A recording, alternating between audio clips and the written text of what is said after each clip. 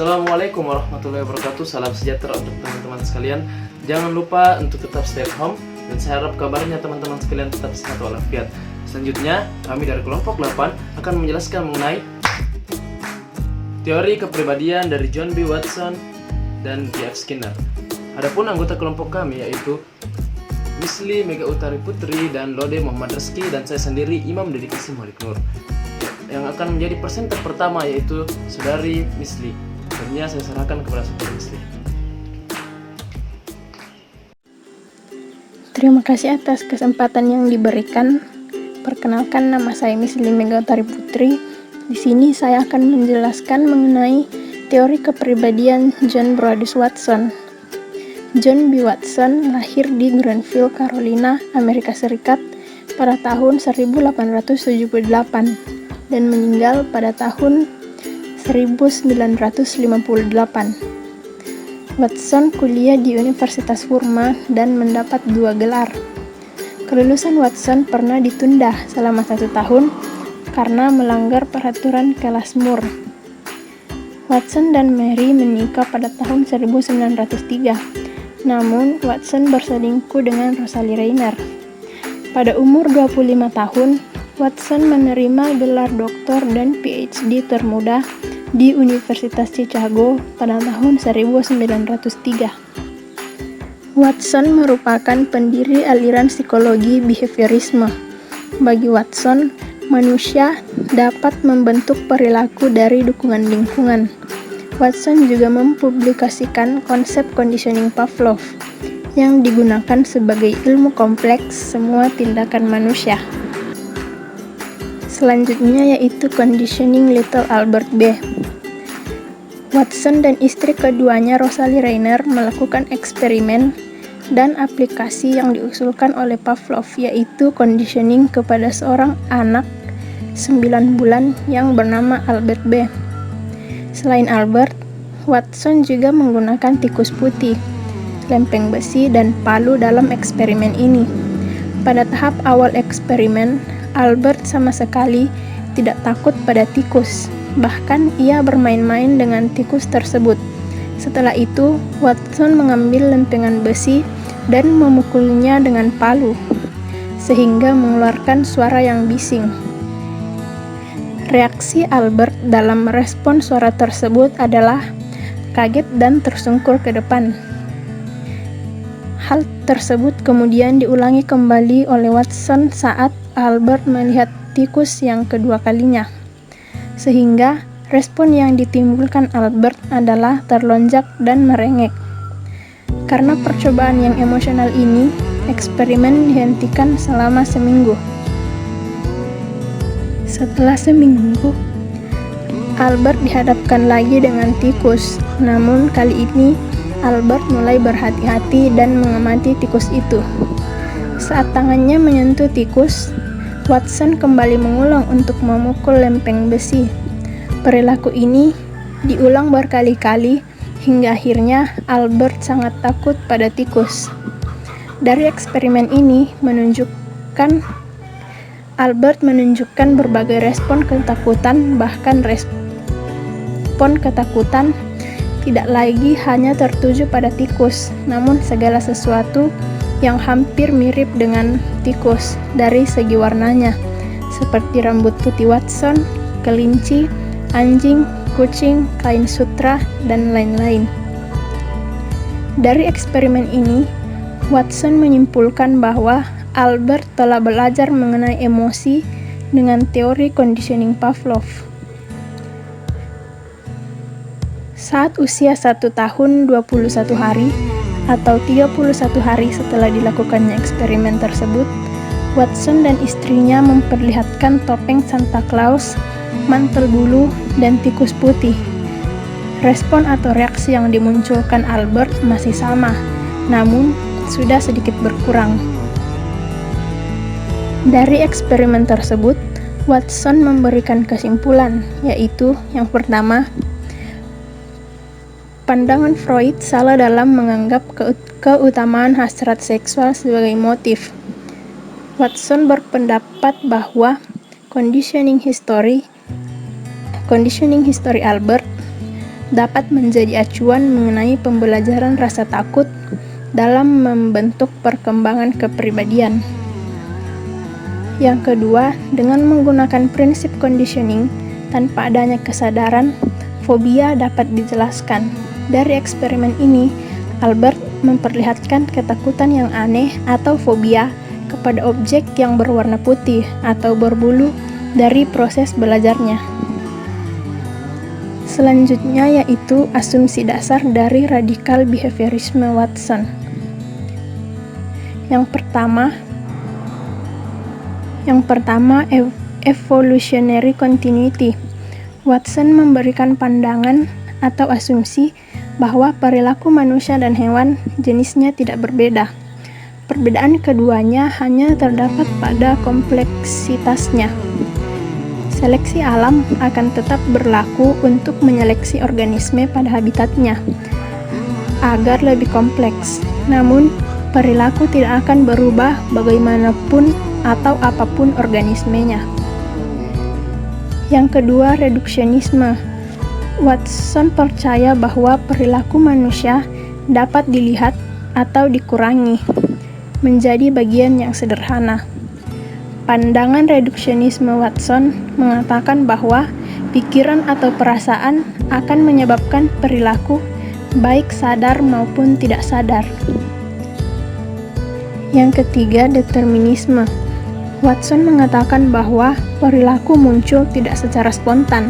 Menurut Watson, perilaku itu secara alami disebabkan oleh pengaruh lingkungan. Yang keempat, empirisme. Watson berasumsi bahwa hanya perilaku yang tampak yang dapat berdampak pada organisme, atau hanya perilaku yang dapat dilihatlah yang dapat diverifikasi secara ilmiah. Selanjutnya, pandangan Watson terhadap kepribadian. Dalam idenya, Watson merangkum definisi behavior dan pandangannya tentang insting, emosi, kebiasaan, pemikiran, perilaku verbal, dan kepribadian. Menurut Watson, kepribadian adalah jumlah kegiatan yang dapat ditentukan dengan pengamatan perilaku aktual dalam waktu yang cukup lama untuk memberikan informasi yang dapat diandalkan. Dengan kata lain, kepribadian hanyalah produk akhir dari sistem kebiasaan kita. Prosedur dalam mempelajari kepribadian adalah membuat dan merencanakan aliran aktivitas. Watson mengikuti dengan penjelasan singkat tentang cara-cara mempelajari kepribadian yang masuk akal, di mana ia menekankan pada pola perilaku, rekam jejak seseorang dari kebiasaan kerja orang tersebut. Selanjutnya adalah behaviorisme radikal Watson dan psikopatologi. Watson memperluas prinsipnya kepada fenomena perilaku abnormal. Dia memberikan contoh yang jelas tentang pemikirannya tentang psikologi abnormal dalam kasus anjing psikopatologisnya. Kasus ini menunjukkan betapa kuatnya dia percaya bahwa perilaku abnormal dapat dipahami dan disembuhkan melalui cara perilaku saja, tanpa gagasan faktor kognitif atau emosional. Pandangan Watson tentang psikopatologi berfokus pada kebiasaan belajar, penghindaran rasa sakit, dan nafsu makan. Psikopatologi anjing dalam skenario imajinasinya terpikat ke dalam perangkap Watsonian dengan memposting serangkaian keadaan mental yang tidak dapat diobservasi yang menyebabkan perilaku sakit.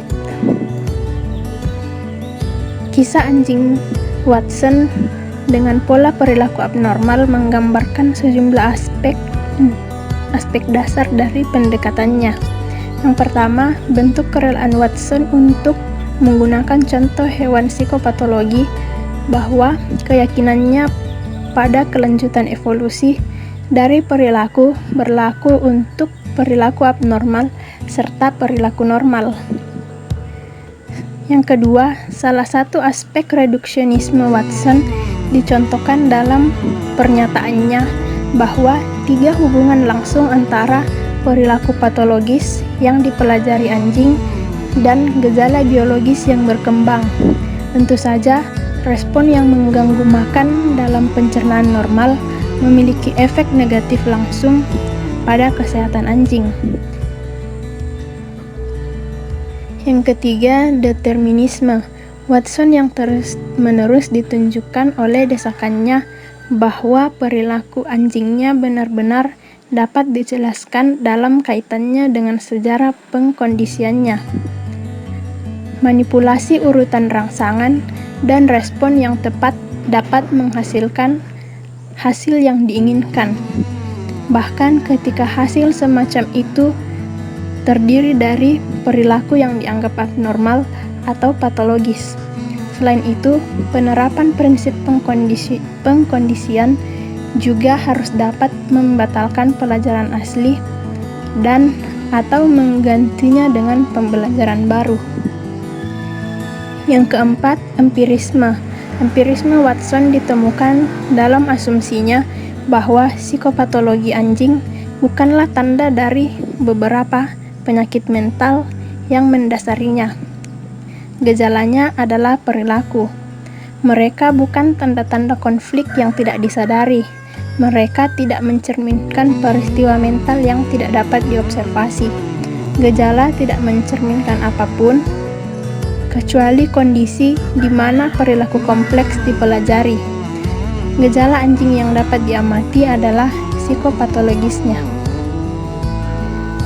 Sekian penjelasan saya mengenai teori kepribadian John Brodus Watson. Teori kepribadian selanjutnya akan dilanjutkan oleh Saudara Ode. Baik, terima kasih atas kesempatan yang telah diberikan. Perkenalkan, nama saya Lode Muhammad Rizky. Di sini saya akan menjelaskan tentang teori kepribadian Baruch Frederick Skinner.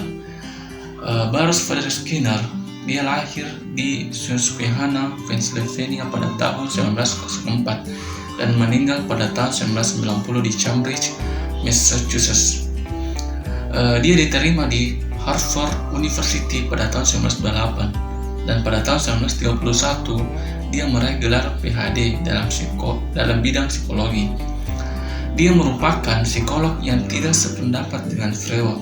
Dia fokus pada penelitian tentang perilaku dan menghabiskan karirnya untuk mengembangkan teori tentang reinforcement.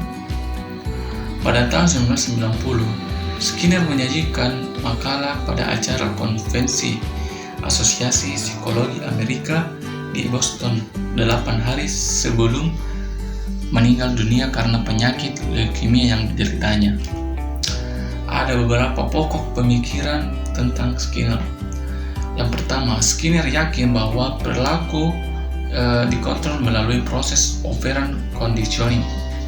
Yang kedua, setelah melakukan eksperimen pada tikus dan burung merpati, Skinner percaya bahwa unsur terpenting dalam belajar adalah penguatan. Yang ketiga, Skinner memiliki asumsi dalam membangun teorinya. Yang pertama, behavior is default atau perilaku memiliki hukum tertentu.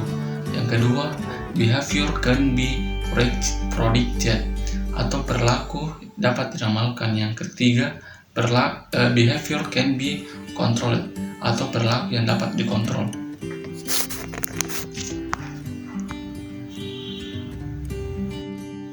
Baik, selanjutnya ada dinamika kepribadian dan belajar. Skinner percaya bahwa kepribadian dapat dipahami dengan mempertimbangkan perkembangan tingkah laku dalam setiap hubungannya dengan lingkungan. Yang pertama itu ada pengondisian atau conditioning. Terdapat dua pengondisian menurut Skinner, yaitu pengondisian klasik atau classical conditioning dan pengondisian operan atau operant conditioning.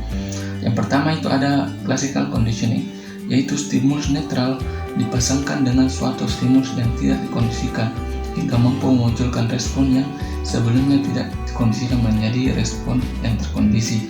Contohnya seperti tingkah laku refleks. Yang kedua ada operant conditioning, yaitu bentuk belajar yang menekankan pada respon atau tingkah laku yang refleks dikontrol oleh konsekuensinya. Contohnya itu pada tikus yang dimasukkan ke dalam kotak yang tidak diberi makanan, sehingga tikus tersebut lapar. Pas tikus tersebut langsung bertingkah laku secara spontan dan acak, menjadi aktif, mendorong dan mengeksplorasi lingkungannya. Selanjutnya ada pembentukan atau shaping. Pembentukan atau shaping yaitu suatu prosedur yang terjadi organisme menilai respon secara kompleks hingga mendapat respon akhir yang diinginkan. Contohnya, seorang ayah yang melatih anaknya untuk mengendarai sepeda. Ketika anak tersebut sudah mampu mengendarai sepeda dengan lurus, ayahnya memberikan pujian, dan pujian tersebut terus diberikan jika kemampuan anaknya mengendarai sepeda terus meningkat hingga akhirnya anak tersebut mahir mengendarai sepeda. Yang kedua, ada penguatan atau reinforcement. Menurut Skinner, terdapat dua tujuan dari penguatan reinforcement, untuk memperkuat perilaku dan untuk memberikan penghargaan pada individu. Yang kedua itu ada positif reinforcement dan negatif reinforcement. Yang pertama ada positif reinforcement, yaitu stimulus yang dapat meningkatkan kemungkinan suatu perilaku untuk diulangi. Contohnya yaitu orang tua yang memberikan pujian ataupun hadiah kepada anaknya ketika mendapatkan nilai ujian yang tertinggi. Jika hal tersebut selalu dilakukan, maka akan meningkatkan perilaku anaknya untuk terus rajin belajar agar mendapatkan nilai ujian yang tertinggi. Yang selanjutnya yaitu negatif reinforcement, yaitu stimulus yang dapat memungkinkan suatu perilaku terjadi direduksi atau dihentikan. Contoh yaitu seorang anak yang selalu diejek gentut oleh temannya, maka anak tersebut berusaha agar ejekan tersebut dapat dicegah atau dihentikan dengan rajin berolahraga ataupun diet. Selanjutnya yaitu ada punishment, terbagi juga menjadi dua, ada positive punishment dan juga negative punishment. Positive punishment yaitu memberikan stimulus yang tidak menyenangkan atau menurunkan frekuensi atau menghilangkan suatu respon.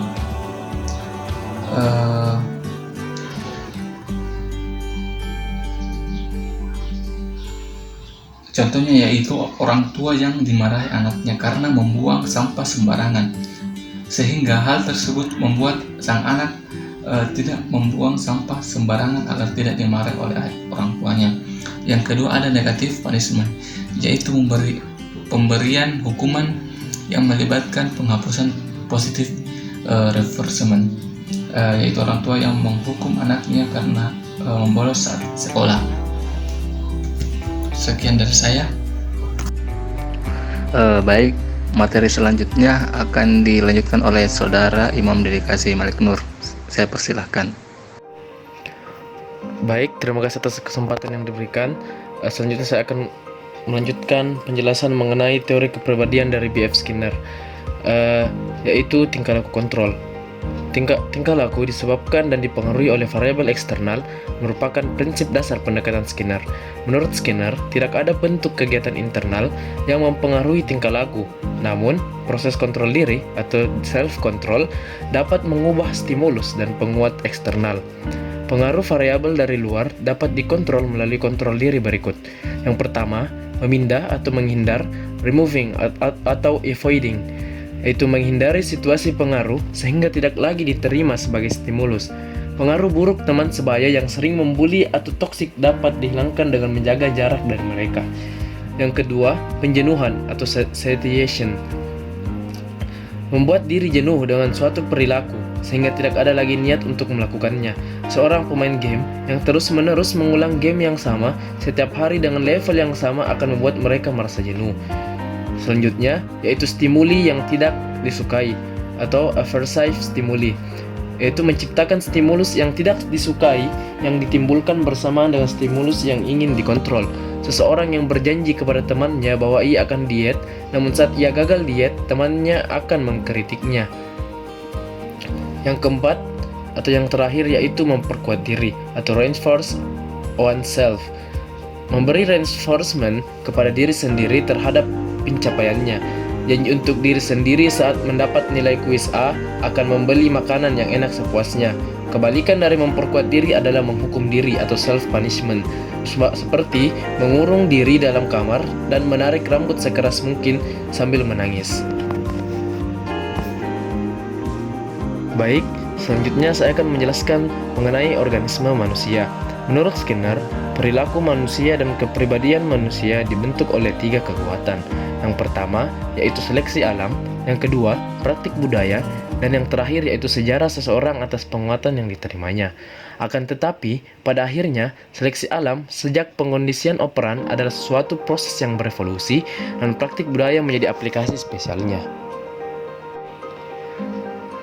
Saya akan menjelaskan sedikit mengenai 3 penguatan yang dibentuk oleh perilaku manusia dan kepribadian manusia.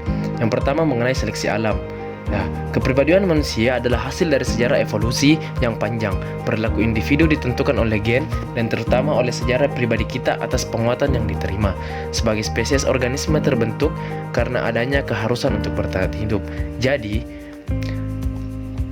seleksi alam memungkinkan hanya bertanggung jawab atas sebagian kecil dari tindakan manusia, atau kebanyakan dari perilaku manusia telah membentuk budaya manusia. Selanjutnya, yang kedua yaitu evolusi budaya. Skinner mengelaborasikan secara penuh pada kepentingan budaya dalam pembentukan perilaku manusia. Seleksi bertanggung jawab atas praktik budaya yang telah bertahan. Sisa-sisa budaya dari seleksi alam tidak semuanya bersifat adaptif. Contohnya, divisi pekerja yang muncul dari revolusi industri telah membantu masyarakat untuk memproduksi lebih banyak barang. Namun hal tersebut mengarah pada pekerjaan yang tidak lagi menguatkan secara langsung. Dan yang ketiga atau yang terakhir yaitu kondisi internal. Skinner tidak menyangkal adanya kondisi internal seperti perasaan cinta, kecemasan atau ketakutan. Kondisi internal dapat dipelajari sama perilaku lainnya, namun observasi mereka terbatas. Dan Skinner membagi kondisi internal menjadi 4 bagian. Yang pertama, kesadaran diri. Skinner yakin bahwa manusia tidak hanya mempunyai kesadaran. Manusia tidak hanya mengobservasi stimulus eksternal, tetapi juga sadar bahwa mereka sedang mengobservasi stimulus tersebut. Perilaku adalah suatu fungsi dan bagian dari lingkungan yang ada di dalam seseorang yang bersifat personal. Setiap orang secara bersifat subjektif sadar akan pikiran, perasaan, ingatan, dan intensinya. Yang kedua yaitu dorongan. Dorongan bukanlah penyebab dari perilaku, namun lebih merupakan suatu penjelasan fiktif dari sudut pandang behaviorisme radikal. Bagi Skinner, dorongan hanya merujuk pada dampak kekurangan dari pemuasan atas sesuatu. Untuk membuat seseorang kekurangan makanan akan meningkatkan kemungkinan untuk makan. Untuk memuaskan seseorang akan menurunkan kemungkinan tersebut. Tidak hanya kondisi kekurangan dan puas, namun rasa lapar juga dapat mempengaruhi seseorang untuk makan. Yang ketiga yaitu emosi. Skinner bersikeras bahwa perilaku tidak dapat didistribusikan pada emosi. Ia menjelaskan emosi melalui faktor-faktor dari kemampuan bertahan hidup dan faktor-faktor penguatan. Pada setiap individu, perilaku yang diikuti emosi-emosi menyenangkan lainnya cenderung akan mendapat penguatan. Perilaku tersebut dapat terulang. Dan yang terakhir yaitu tujuan dan intensi. Skinner juga mengenali konsep tujuan dan intensi. Tujuan dan intensi ada dalam diri seseorang dan tidak dapat diteliti dari luar. Tujuan yang terasa dan sedang dilakukan dengan sendirinya mungkin bersifat menguatkan. Contoh, apabila seseorang memiliki tujuan berolahraga adalah untuk menyehatkan diri dan menjaga bentuk tubuh, maka pikiran tersebut bertindak sebagai stimulan yang menguatkan, meskipun berada pada titik kesulitan dalam berolahraga. Oleh karena itu, intensi atau tujuan adalah stimulus yang terasa secara fisik dari dalam organisme. Baik teman-teman, bagaimana tadi videonya?